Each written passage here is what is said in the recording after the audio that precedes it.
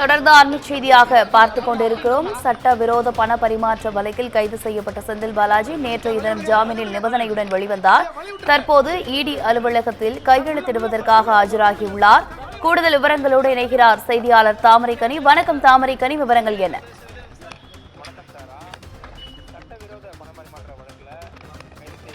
அமைச்சர் செந்தில் பாலாஜி கிட்டத்தட்ட 471 நாட்கள் சிறையில் இருந்து நேற்றைய தினம் உச்சநீதிமன்றம் வழங்கிய ஜாமீனின் அடிப்படையில நேற்று தினம் வெளிவந்தார். நேற்று வெளிவந்த அமைச்சர் செந்தில் பாலாஜிக்கு கிட்டத்தட்ட ஒரு ஏராளமான நிபந்தனைகளானது நீதிமன்றம் தரப்பில் வழங்கப்பட்டது. குறிப்பாக திங்கள் மற்றும் வெள்ளிக்கிழமை வாரத்தின் 2 நாட்கள்ல 11 மணி முதல் 12 மணி வரை அமலாக்கத்துறை அலுவலகத்திற்கு சென்று அதிகாரிகள் முன்பு கையெழுத்திட வேண்டும்.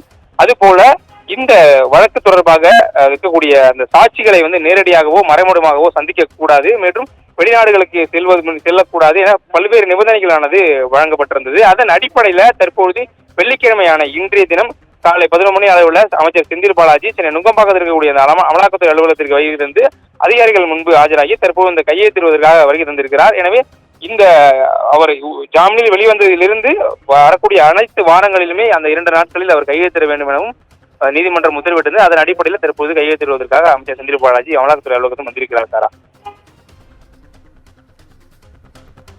விவரங்களுக்கு நன்றி தாமரைக்கனி.